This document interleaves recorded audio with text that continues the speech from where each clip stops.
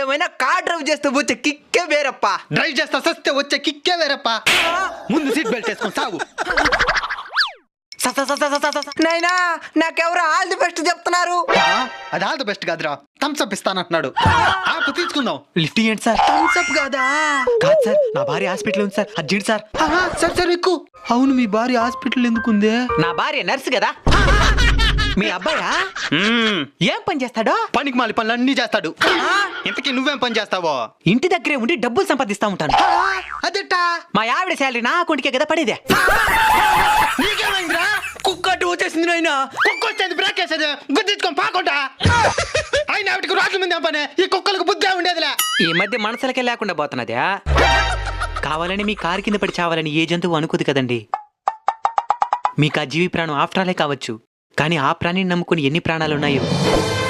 అవి జంతువులు, వాటికి నిజంగానే బుద్ధుండదు.